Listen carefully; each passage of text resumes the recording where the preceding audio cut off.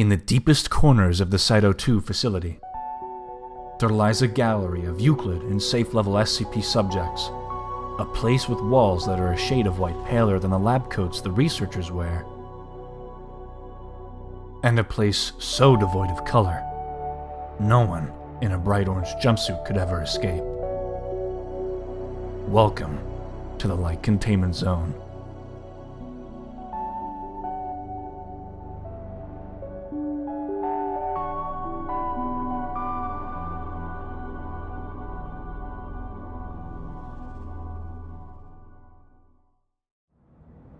Light Containment Zone is one of the many secure containment areas found in most SCP facilities across most SCP media, and has been an iconic location in the community since the release of SCP Containment Breach, a defining indie game for the community surrounding it.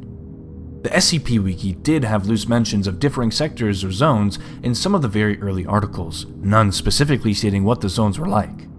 In 2012, however, SCP Containment Breach would find itself creating the first formal mention of a light containment, heavy containment, and entrance zone, which would all cement themselves as integral parts of the SCP lore going forward. Despite the heavy impact on the lore and changing how facilities were constructed in the minds of community members going forward, the reason for the addition of different zones in the facility was more meta. In the alpha version of the game, the facility was only a mixing pot of different rooms and presumably a singular zone. To help in completing the gameplay loop of an escape room-esque survival horror game, there needed to be a level of progression in terms of game design, through both difficulty and aesthetics. In an effort to further enhance the game and separate the difficulty levels, the zones were created to moderate what type of SCPs and environmental hazards the player would run into, depending on what stage of the game they were in.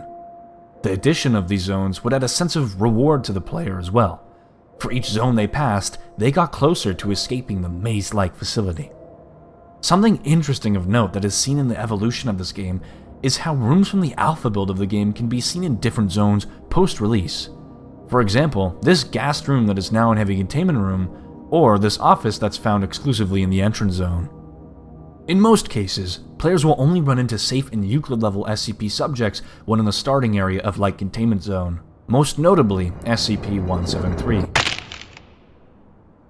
A few outliers do appear, however, like the Keter-class SCP-939 subjects located in the storage sublevel that is accessible through an elevator, which in some cases is optional to go through. Oh, there you are.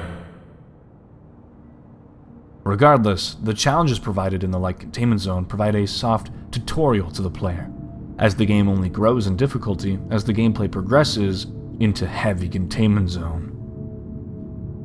Light Containment Zone, as well as the other containment zones, would go on to have an irreversible effect on the SCP community, drastically altering the imagination of how these facilities might look, creating a median for fans a part of the wiki. Aesthetically, the zone looks cold and dreary, with white walls stained with mold and rust. Pipes are few and far between, as the industrial nature of Heavy Containment Zone does not carry here. Instead, the angular walls and sleek metal trimmings create a calculated design to that of a lab, a place of research, liminal in nature. The white tile floors of the rooms imply an organized and clean facility, prior to becoming bloodstained after the breach of containment.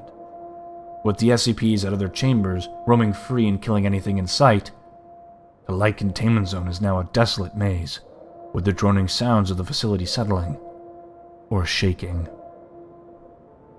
It is the first area that the player is introduced to in the beginning of SCP Containment Breach. The intro of the game demonstrates the mundane process of facility officers escorting you, a Class D personnel, to SCP-173's testing procedures. After things go awry and the game truly kicks off, the player is allowed to explore the zone freely, analyzing how the zone looks. By modern standards, the zone, as with the rest of the game, looks dated. But that does not mean its unique and scary visuals are felt any differently. Between the small storage closets and SCP containment rooms, the zone is a creepy experience that perfectly conveys the uncomfortable liminality of the SCP world and its anomalous subsidiaries.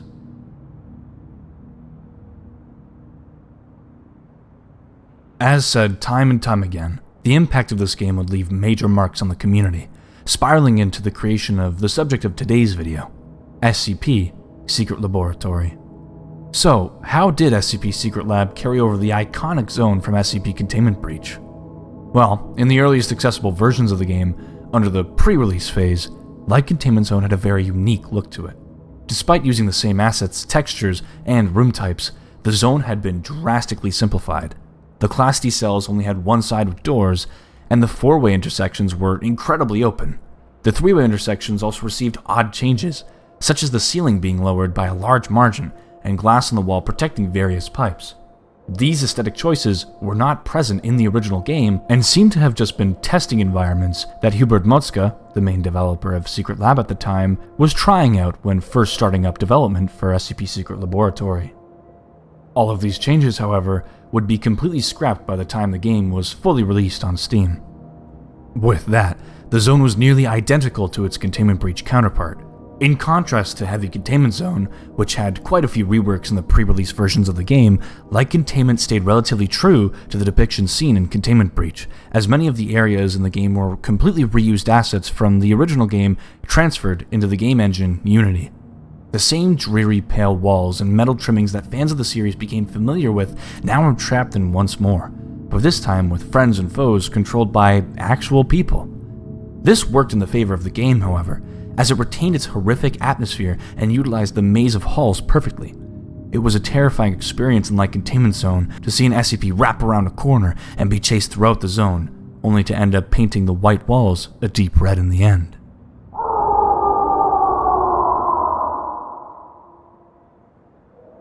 Very small changes had progressed during this portion of the game, with minor adjustments to the overall layouts of the rooms, such as SCP-895's stairwell being added to SCP-173's chamber, which was a deliberate choice to attempt stalling SCP-173 from sweeping Light Containment Zone immediately upon spawning. Other dynamic room types, such as the Light Containment Tesla gates, were removed as well. However, with the studio that owned the game, Northwood, having an ever-growing desire to separate themselves from SCP Containment Breach and create something unique, work began on a soft rework of the Light Containment Zone. In the early months of 2018, and before the addition of functional ragdolls, Light Containment Zone's rework would begin development, with SCP-SL Update version 4.0.0 releasing and showing off an early version of what was to come, giving a sneak peek into the aesthetics of the new rework at hand. The angled walls were retained, but completely overhauled with more in-depth geometry, better textures, and a streak of flashy yellow paint across the wall.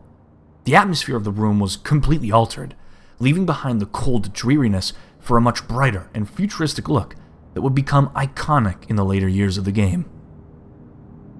Fans of the game praised the rework, with only a few outliers being against the changes, but not much else was said, as most people were preoccupied complaining about the female nuke announcer that was added around 4 updates prior. Alpha Warhead Emergency Detonation Procedure engaged. The flashy yellow room in Light Containment would continue to stick out like a sore thumb for about 2 months, with no changes preceding the release of version 6.0.0, a major update to the game.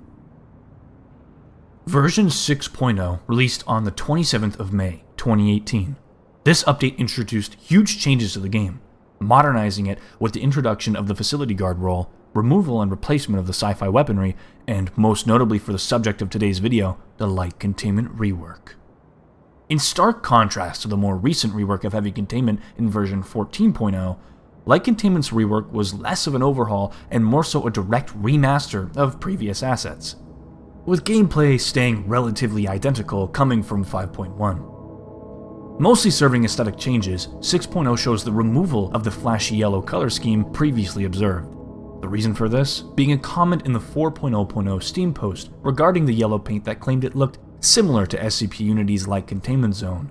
According to Hubert Motzka, Northwood's CEO, this comment caused a butterfly effect, which resulted in the paint being grayed out for the release, as to avoid seeming like they were copying the, at the time, popular development of SCP Unity, a game that would sadly be cancelled in the future.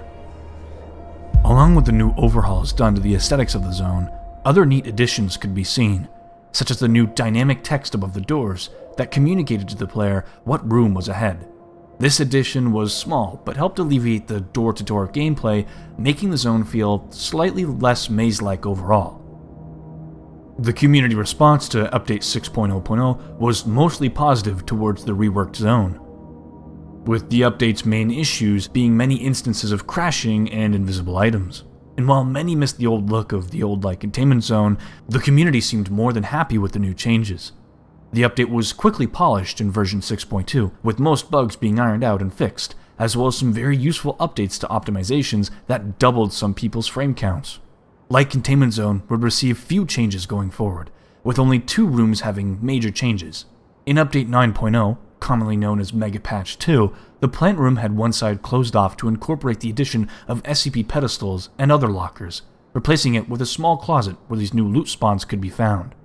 During October of 2021, the iconic SCP-012 room was replaced with SCP-330's room. SCP-330 is an anomalous bowl of candy that kills you if you take more than 2, with each candy granting small buffs to the player when consumed. It was only meant to be part of the limited time event for Halloween, but between community feedback and with how well the SCP performed in-game, Northwood decided to permanently replace SCP-012 with the bowl, nerfing the more extravagant side effects that the candies provided for the sake of balancing. Since then, however, nothing major has changed.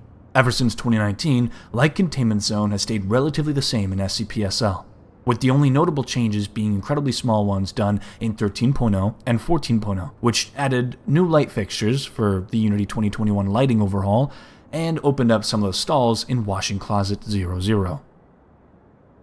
This is not the end, however. With the recent update done to Heavy Containment and Northwood Studios growing day by day, it is safe to say that Light Containment is due for a full rework in the coming months.